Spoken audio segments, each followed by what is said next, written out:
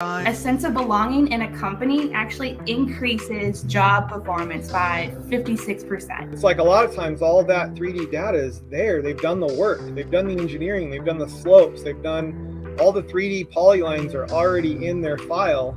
There's just a huge disconnect between what they do and the builders right now. 113,000 available unfilled construction jobs in this country, 11 million available unfilled jobs overall in this country. One of the great culture things I see in construction is people just get it done. At the end of the day, we've built 100% of the building. There's no 80-20 rule. Think of the technology that has been brought into existence in the last 60 years, and you think of the productivity gains that have, say, occurred in agriculture, which is up 1,750%, or manufacturing, which is up 400%, and construction is flat to negative. This was always supposed to just be a 6-episode mini-series, Stacey. I want to remind you of that. Good morning. It is Morning Huddle time. Chad Prinky here as always with co-host, producer, superstar, Stacey Holzinger. Stacey, how are you this morning? I'm doing great. A little slow start, but we finally figured it out. So yeah, I think back, Stacey, to like our first few episodes and the amount of sweat that I would generate when things weren't going perfectly from a technical standpoint on the front end. And this is how you know you've done 54 episodes. Stacey was like, so should we like send out a message or something? I'm like, that'll be all right. That was not you back like 30 episodes ago. No way. Totally. No, I was like, all right, everybody. Yeah. And I'm just like, yeah, everything will be fine. It all seems to work out. And it did. And our guest got his tech sorted out because evidently they have the greatest IT team in the world. But no, we'll switch over. We'll be introducing Stjepan here in a minute. But, just in general, Stacey, we're like, coming up on the halfway point of this season and it's still in the summer. I think we're going to have some demand to keep this thing going into the fall. I don't know what to do. Yeah, it'll be great. So what kind of cool projects have you been working on with? On my end, we're in like the heat of strategic planning retreat season in my world, which is a lot of fun.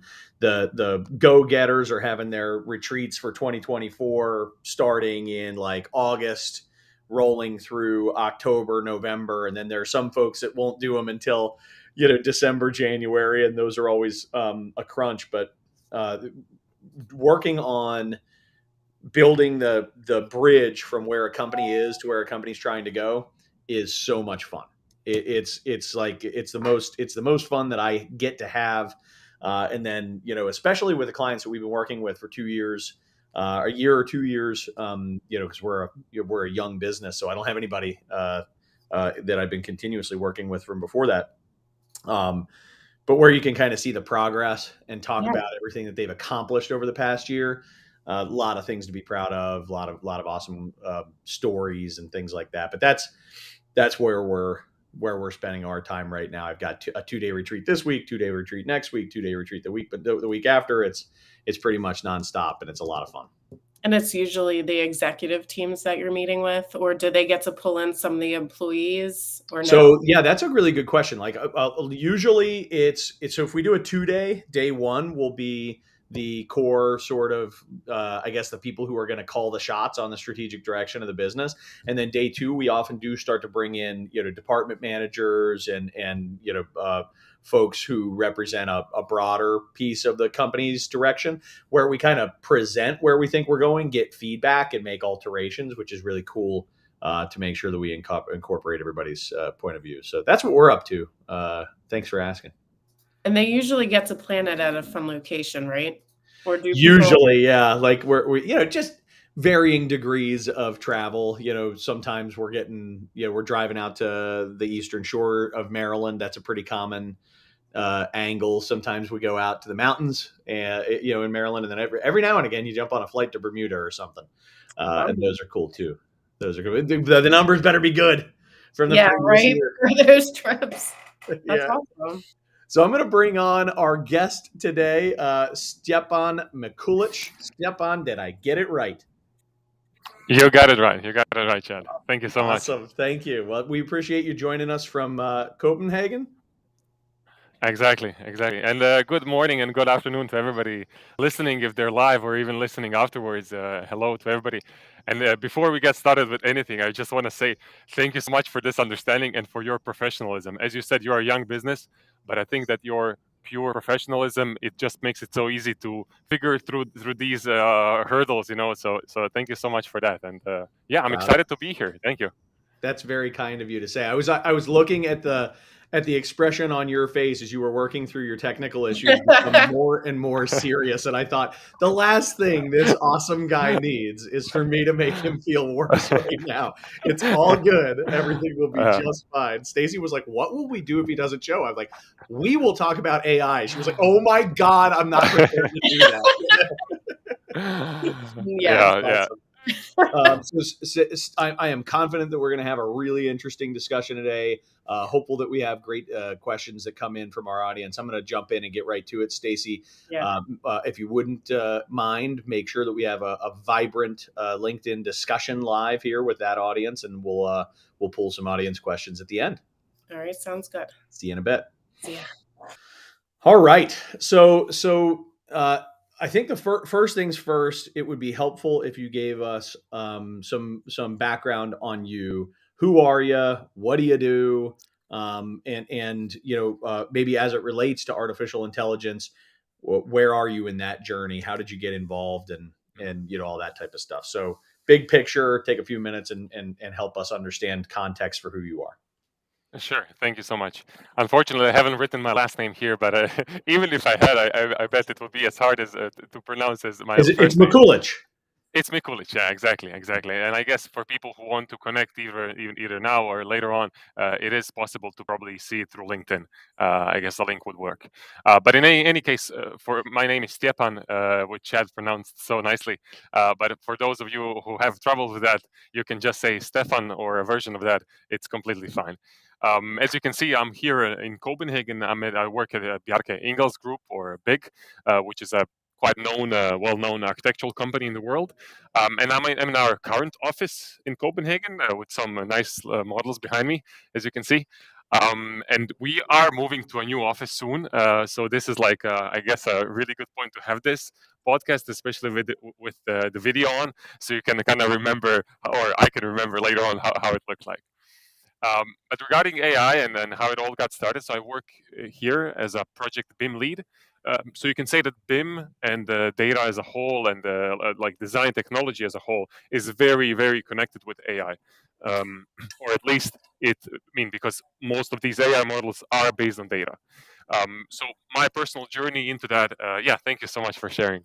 But yeah, my personal journey into AI started like not so long ago. Actually, it started probably late last year with the advent of all these new tools, meaning the ChatGPT and Midjourney craze that happened all around. And I just I don't know that much in detail about the broader world, but I knew that I have some really cool insights for the AEC, and I wanted to create I wanted to sort through the noise because my LinkedIn was bombarded by all these news, all these tools showcasing how your life is going to change, your work is going to change, whatnot. And I wanted to sort through the noise and see what is actually worthwhile and what is actually going to make a big difference. Fast forwarding a few months, I already have like some you can say a following or like some work on my LinkedIn, which I guess is what you also recognized and invited me here. So yeah, that's exactly right. Yeah, we were doing so funny enough, we were doing just the same and trying to cut through the noise on the people who were talking about AI and looking for really, to be candid, people who don't have a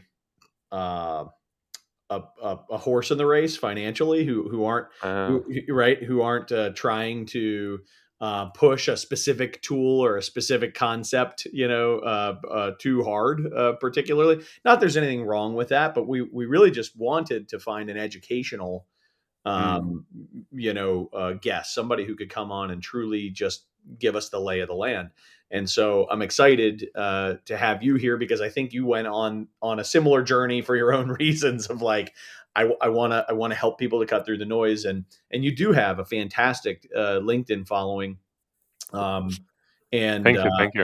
yeah, you've done a wonderful job, and I think been able to bring a lot of order to the chaos. So I'm gonna dive in there, and I want to start off with the obligatory, like what are your favorite tools? What are the tools that you think from an artificial intelligence standpoint are have the most promise and maybe the most immediate impact in the industry? That's a really good question, Chad. I mean, I was like, it's hard to say. So maybe like I want to take a bit of a step back, because then I can explain my answer a bit more clearly. Because what I see happening right now in the industry is that, I mean, based on my work, all of this research, I made an open Notion page for those that maybe aren't familiar with it. But it's an open Notion page that lists more than 350 AI tools and resources that anybody can access at any point. It's open out there on the internet, so you can find it through my profile. It's probably shared, and so on. So I mean, if you choose, if you ask me to choose a single tool out of 350, it would be very unfair to most of them. Are these 350 that you like, or are these just 350? So let's put it like this. I started as you said, like these are just 350. Okay, very good. Yeah, because if I went after what I like, I would probably have a much more narrow list. And I can also explain why. The thing is that a lot of these tools are based on some other tools. A lot of these tools have just gotten, okay, there's an AI craze, we can make quick bucks, so let's just go ahead and do it. So I also try to be skeptical about this, even though people maybe like ourselves that can get that are kind of tech people that are very interested in what's going on, we can maybe get overhyped about something. Yeah.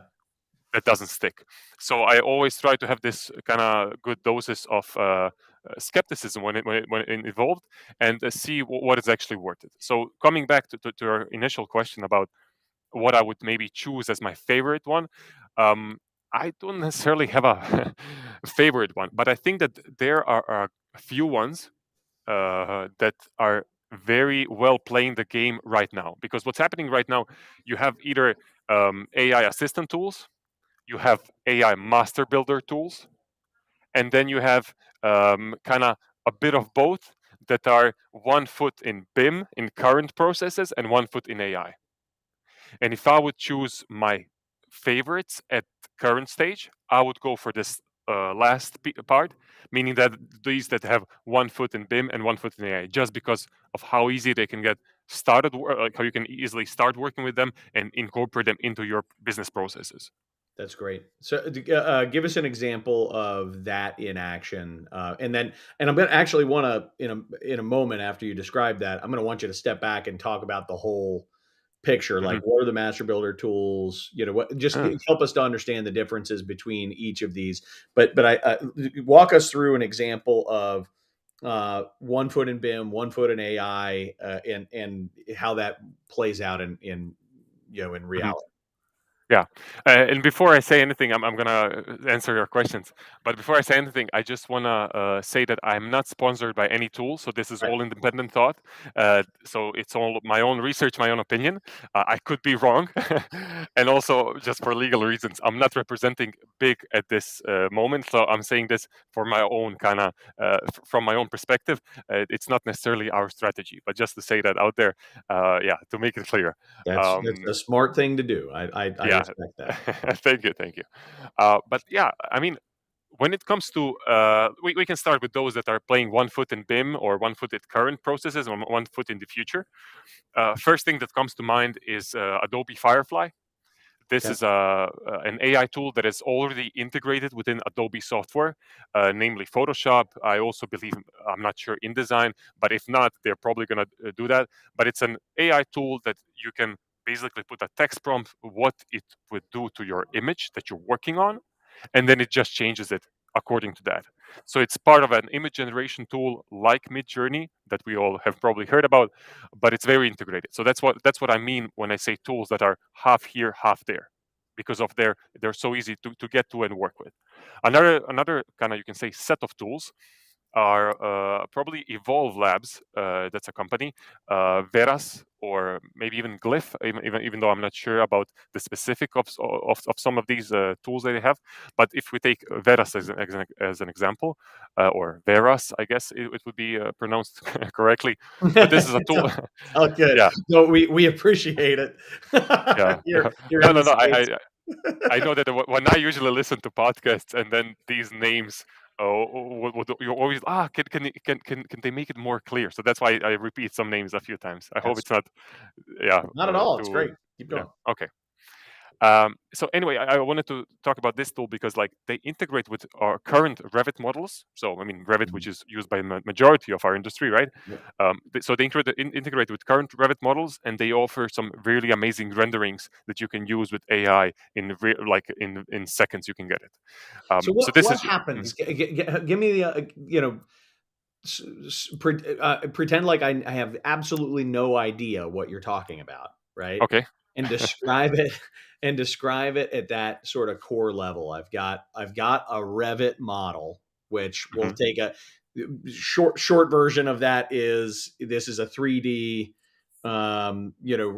model that shows every aspect of the building layer by layer. And it is really, I don't know if it's the tool, but certainly, like you said, one of the most recognizable tools for BIM. Mm-hmm. So let's start there. How does how does AI plug into that in layman's terms?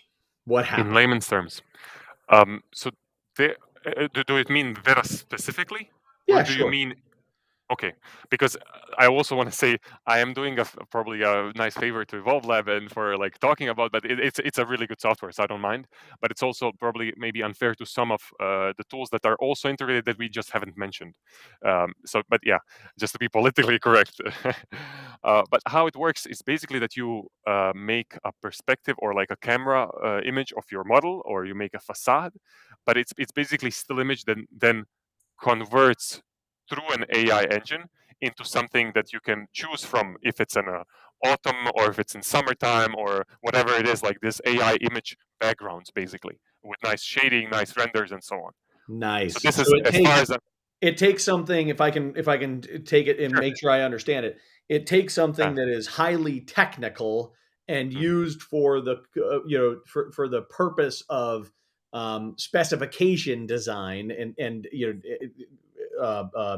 demonstrating what specifically what size and models and or I'm sorry equipment and things like that are in the building, and it says hey, we can turn this into something that's beautiful and can be used as a rendering as well.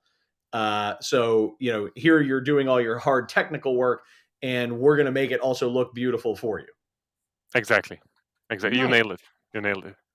Excellent. I No, would also, you described it well, so that's good. But I just want to make sure I'm following, man. you're following. It's a You're lot. following. It's a Yeah, lot. it is a lot. It is a lot, and I know that maybe I can also mention this because we did open the topic of like how do you say layout of all of these tools. How does the geography look like? Meaning, the tools that I mentioned, they're either assistant tools, master builder, or this one foot in one. Yeah, So let's talk about that. yeah, let me just explain that. I mean, this is my understanding of how the things look. So I would say that assistant tools are tools that connect to your current processes and just make it either faster, safer, cheaper, or in a better way that you haven't imagined. So this can mean, for example, your design iteration, where you just want to have a bunch of designs. This is just what we talked about, having an image generation tool that can quickly create a bunch of designs based on some text prompt that you put in. These are tools like DALL-E 2 or Midjourney, mostly used currently. So these are assistant tools, I call them. They can also be tools like, for example, Sparkle. I think it's Sparkle with a K. And KEL, yeah, Sparkle. For example, that tool you can chat with your data basically. So it does take the BIM model, but you can basically ask it, okay, how many columns do I have on third floor? Yeah, And then exactly. it gives you, That's awesome. Yeah.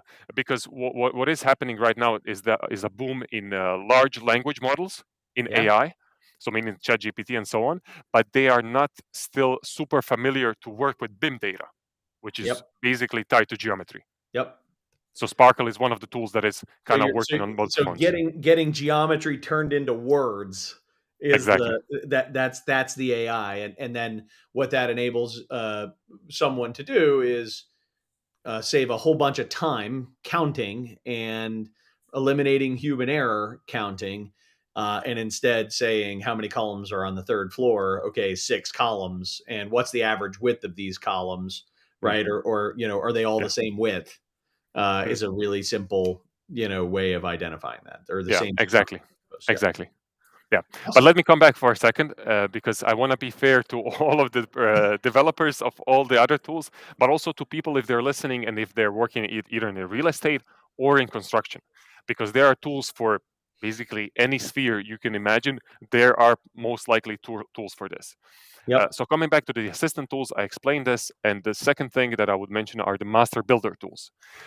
These tools are basically an all-in-one where you just put kind of a text prompt, or you put maybe a video of something, and then that turns into a BIM model. Wow. Yeah, there's a lot of stuff out there. There's a lot of cool stuff out there.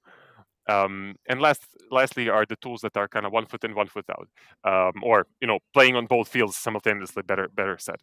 So But are you literally telling me that, like, with these master builder tools, theoretically, I could say, design me a 65,000 square foot corporate office complex with 4 stories, combination of steel and concrete, lots of glass glazing, like all that kind of stuff, and it'll spit out a BIM model that matches what I just described. Exactly. Just take a look at Hypar. Take a look at Hypar. Take a look at Swap. Those are kind of maybe the most prime tools in this. What I would call maybe master builder or on that way. So there are many possibilities out there. I do need to say this, that currently, maybe people listening are just gonna be I don't say afraid, but like, what am I gonna do with my job? It's gonna change the industry. I have no doubt it's gonna change the industry. Yeah. But I do need to say that 90% of the tools out there right now are these assistant tools. So they fall in the first category. And then maybe 10% are these, or maybe even less because of these other tools that are kind of playing both fields. But then the rest is basically master builder. So there's not many of them. They're mostly very early in their design or development stages, but there are out there. Yeah. That's awesome. I'll use this as a quick moment to get on a soapbox that I love to stand on for less than 20 seconds. Time me. Start now. I think progress is essential, and people who fear progress will be eaten alive by said progress. And people who embrace progress will find ways to use progress to actually push them further. And I think overall the market thrives as we find ways to do things more efficiently, different, smarter, better. And just because certain things have diminished the importance of your role today doesn't mean you're not going to have a job. It means that your job gets to be different and potentially maybe better than it was in the past. So there's my soapbox regarding most things in progress. Though AI does have some interesting ethical stuff going on that is regarding copyright infringement and that adds a layer of stuff that I wouldn't categorize as progress as much as I would categorize as ripping off. You know what I mean? But Yeah. that notwithstanding, so anyway, all right, that was a really helpful rundown of the landscape in terms of the different types of tools that are going on out there. A lot of our audience are contractors, so I know that you operate in the design and in the design community. Are you coming across any AI tech that contractors you believe should begin familiarizing themselves with for the sake of their businesses? I do.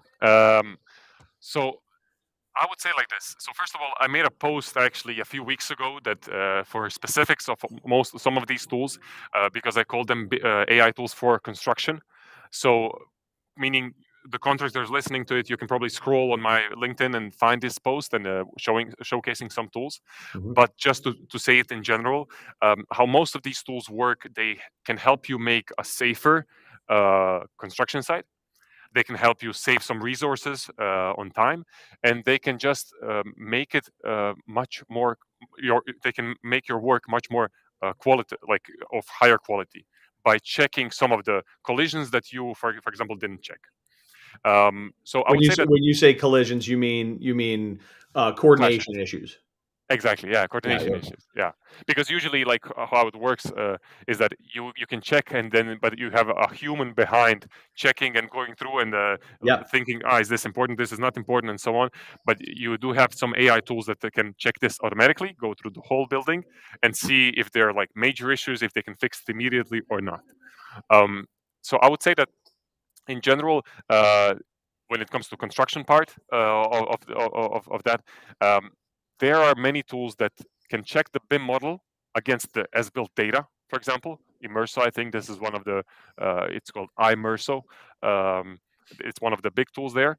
But there are also tools that use sensors or drones that can then turn, for example, a point cloud into a BIM model, or they can. How do you call it? Work with sensors to give you more qualitative data back in the BIM model. So it's kind of back and forth, BIM and construction. Yeah, that makes total sense. And I think one of the opportunities how should I put this? If we're going to capitalize on the opportunities presented by the broad embrace of BIM and the introduction of artificial intelligence as an assistant tool or more in the BIM environment, is the necessity of human communication to make sure that we capitalize on that information and we do something with it. And I think that's where the contractor comes in. I think the contractor, where the contractor has to show up, is in identifying what you have designed there doesn't have coordination issues, but it actually can't be built that way. And let me tell you why. And this is the material that you're actually going to have to use in that environment. And I know that from personal experience. And here's this and that. And so I think all of this meshes really nicely with alternative and more progressive delivery methods like design build and IPD delivery methods and things like that, to get the most out of what technology is feeding into our business. What's your thought on all that? So I would say like this, that I think that the biggest change that's gonna that AI tools currently have are in these phases of design and design technology. So basically design all up to construction. Yep. So if there's a contractor out there maybe thinking, it's going to make my concrete cheaper, it probably won't make it cheaper as of now. At least to my knowledge. But if it's going to make you save a lot of time on BIM resources and like communicating, as exactly what you mentioned, communication of data between design and construction, definitely. I think there are some very promising tools out there. Yeah, I'm thinking about takeoffs, right? Exactly. Yeah. For a contractor, how many hours and hours are spent doing takeoffs that we could give AI a pretty complex go find me these things. Yeah. But that if I can just, sorry for jumping in, but this is you opened I would say a bit of a pain point for me, because I've worked with BIM here, and for years now in the industry, it's like we always do such detailed BIM models, and then what happens is that we either turn it back into Excel or AutoCAD, and then people are like, let me just see, this is a line times this much, and I'm like, man, you have it all there. It's just sitting right there. Exactly. But we use the tools we know what to do with. We don't know how to do something with the tool. And so again, that's where I think maybe there are some AI tools that can come in to help to bridge that gap and make the BIM model more functional for the average contractor, for the typical contractor. Functional and usable, like you can use it better, meaning that you have the data there, so you just have maybe a tool that makes it easier for you to communicate with that data. Yep, I love it. That's great. All right, we started a little late, so we're not super over on time, but we are a little over on the normal sort of Q&A period. I'm going to bring Stacy in. Stacy, what do we have? What kind of questions do you want to channel into Stjepan? Yeah, I have a quick question on the example that you gave. So you were saying how some of the software you can tell it to put materials like steel, concrete, and then it shoots out like a commercial building. I know I use AI in the writing world for copywriting. So in the construction world, when it's shooting out this model, is it a really rough draft? Like you have to go in there and actually edit it to make sure that there's no clash detections. Like it's just super in the rough phases. So you're saving a lot of time, but you're still going in there and making all those tweaks to make sure it meets the specs and all that. Is that how that? The short answer is yes. Okay. You're right. You're completely right. And the long answer is I do believe that these tools that are like you say master builder, that you can just put in a bunch of variables that shoots out the building, are still very early. They're like, so that I don't want to scare people off, but I like, they're still very early, and they're focusing maybe on some of the simplest examples of buildings, where it's just maybe a cube or a rectangle, basically, whereas I actually had a talk with a bunch of my colleagues here that for a geometry, maybe like something here that you can see on the screen with like a bunch of levels, curves, and whatnot. There are still not AI tools that can cover such buildings, such architecture. Yep. So, yeah. I'm sorry, Stacy, real quick. One question that I saw come in earlier that I want to make sure we get kind of channeled out. It's really, really, I think, close to home for a lot of design folks who may be part of our audience. Some of the tools out there are cutting the need of the junior designer. How will junior designers become senior designers if they don't have this kind of proving ground of the basics that AI now is doing for us? Will that in some way slow progress? How does that happen? And of course, this is like a big scary question. You might say, I pass. But it's a really interesting one. Jumped out to me. Yeah, so I would say that, I mean, how to ensure that we still have the quality buildings and not like skip this role completely. I would say that we're still good for a few years. The reason why I say that is that any AI tool that you might use, or most of them, you would need to check the results that you get. So they are still not, there needs to be a human check. Yep. It's the same as you're driving your self-driving car right now. It still asks you to keep your hands on the wheel. Right. Just in case. So, I mean, I don't have a clear answer. I mean, if I had a clear answer, probably like the whole industry would be like, okay, fine, we're going to listen to Stjepan, But I mean, I do think that the technical knowledge, the technical, like fundamental knowledge that you get usually in university and then through working as a junior designer, as you said, will get even more important in the future. So, not to rush from the basics. But then on the other hand, if you look at the IT industry, which in terms of technology is quite further away than the AEC sphere, like how did they solve the need of a junior programmer? You still have junior programmers; they just pick up where the old junior programmers left. So meaning maybe they don't know how to make a program from scratch, but they do know how to work with the basics. So there's still going to be a need for that. And I don't think that at least in the next 5 or maybe even 10, but at least 5 years, there's not going to be like a big switch. Okay, all junior designers go away. I think it highlights, to my mind, it highlights the extent to which organizations are over reliant on the job training. And with this thought that like the way to go from a junior person to a senior person is specifically through on the job experience.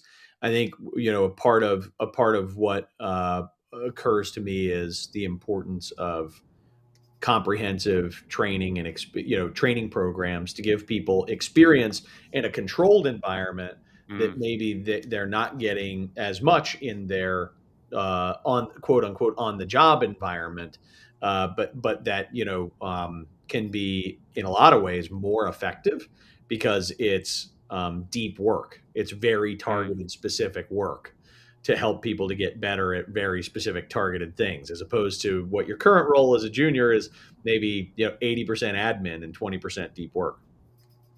So anyway, just something something else to counterbalance that. Stacy, what other questions do we have? I know they keep rolling in. Yeah. So Scott Volser, any thoughts on open space using for progress photos as built?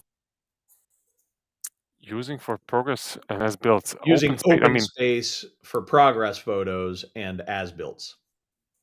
Now, I mean, if there's a specific open space, I would maybe a clarification of what is meant by open space. Is it meant by a tool that's called open space? Yeah, or my open bet space? is it's a tool. It's capitalized O and S, right? So Yeah. That's my bet, is that there's open space AI or something like that. I mean, it's reality capture and construction site capture. I'm checking it out actually right now. It's so the answer is it's not something that Stjepan's familiar with. Or maybe I need to be fair here. Like you know how it is. Like if you ask me what I had for lunch yesterday, I would probably hardly remember. It's the same when you go through 350 tools.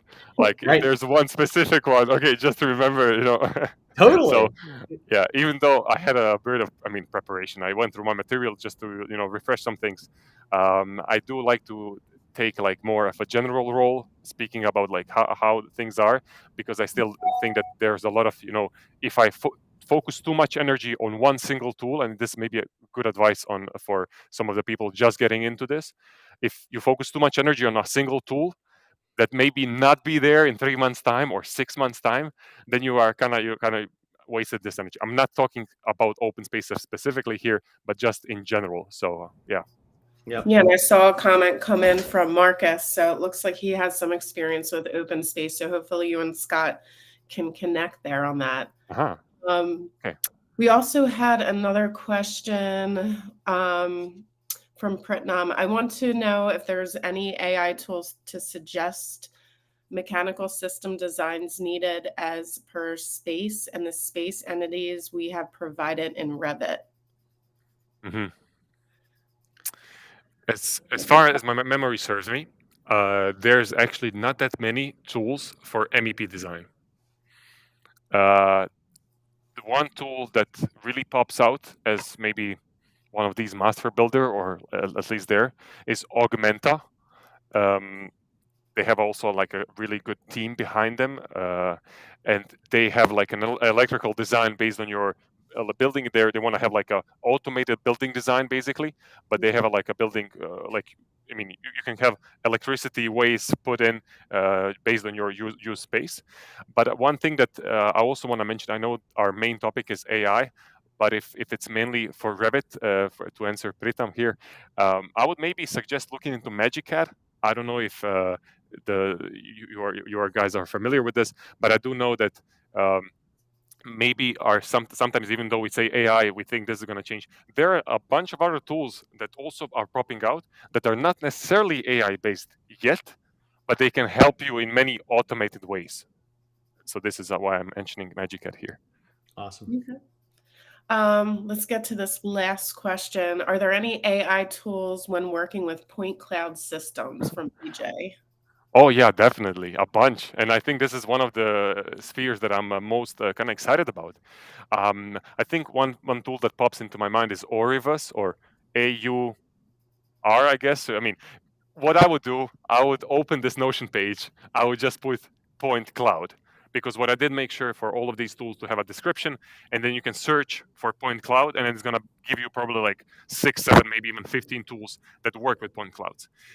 So when working with point clouds, you have options of it depends how it works, but you have options of scanning your building site and then it can tell you, okay, this is what it's coming, so you can expect some issues, or you can see how it's going to be.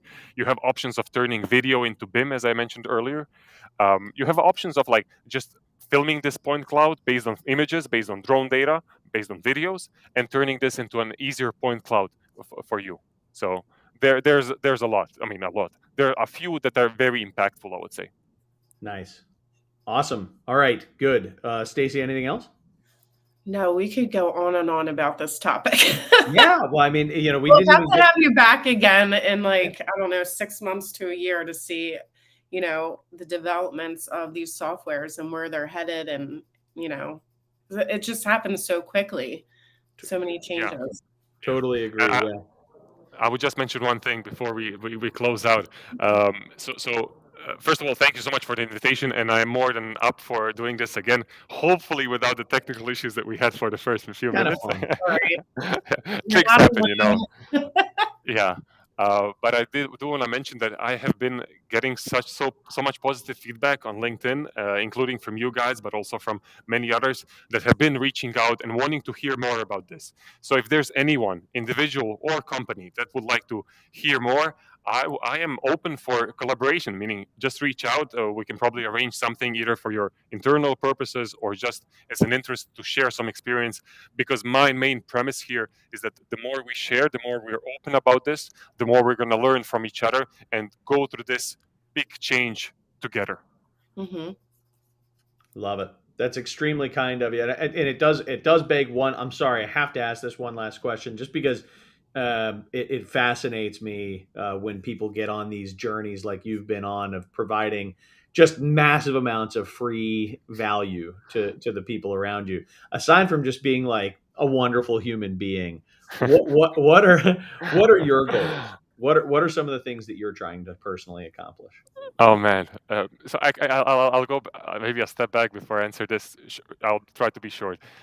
So I started doing all this because I felt a calling for this. It might sound funny, but I really did. Like it would happen last year. I thought I should do something. I should share all of this knowledge that because sharing is caring, and like it's just been overwhelmingly positive what's been happening after I started doing this. Of course, not every post hits the most amazing, but it's also like it depends what you want to do. So I do have you can say a plan for all of this, but I do also let some things, I also always leave a bit of space for things that pop in and can happen and can change your course. Things change. So in short, I do have just because of all this knowledge is kind of, you can see that people value it, and I feel that I'm one guy and it's kind of hard to scale it. I will try to do something to scale it, maybe in a course of a sort or something, so maybe people can learn more about this and be ready for this big change that I said. So if I had an advice for anybody who is starting and maybe thinking and maybe like thinking about their job, I would say look at the tools that are closest to you and look at your edge and how you can contribute to the industry, because I do think that the industry needs change, and the change happens with people first. Yeah. Awesome. Well said. All right. Thank you. Well, we really appreciate you joining us, sharing your knowledge, and agreed. A year from now, this landscape is going to have changed dramatically. I love that about the emerging technology sphere, and we'll definitely have you back on for an update. And we'll be seeing your new office in the background simultaneously. Yeah, definitely. And guys, listen. If you ever come to Copenhagen, when you come to Copenhagen, please do reach out. I would like to show you around the office and tell you a bit more about the projects and what we do. So, yeah, I think that's also very interesting. It's been a long time, but I could use a repeat trip. It's I do love Copenhagen. It's a beautiful, beautiful city. Yeah, it's an amazing city, and it also changed in the last 10 years with all the architectural wonders. It's very very nice. Really? So, yeah. Yep. I've only seen online. But I've got to come back and check it out. All right, yeah. Thank you so much, Stacy. Let's do a little bit of housekeeping here to wrap things up. Yep. So first, next week's show, we've got episode number 55. We're having Dave Rosenbluth join us to talk about PPE design for women, which is a topic that we've been learning more about, you and I. Well, I have. You've probably known all about it for a long time, but I've been learning about through our work with past guests, and I look forward to having Dave on to walk us through what he's doing and why and the impact he's making. There's going to be a 20% code. So off, if you watch the episode, he'll give you the code. So it's worth a listen, because if you have any female employees that are in the field, he has tons of different things he's going to go over, and you can get a discount. So definitely tune in for that. Sweet. All right, good. And then, as always, email us to be added to our weekly mailing list. StacyH@steeltocom.com. Help us to, keep you informed on every show and provide show notes like we'd have today from Stjepan, with a link to his Notion page and to his personal page, all the research that he's doing. And do make sure that you're following him on LinkedIn. It'll be a very worthwhile thing to do. So I think that does it for us. Stacy, anything else I'm missing? Nope, we're good to go for next week. All right, awesome. Thanks, everyone. All right, we'll see you next week. Thanks. See ya.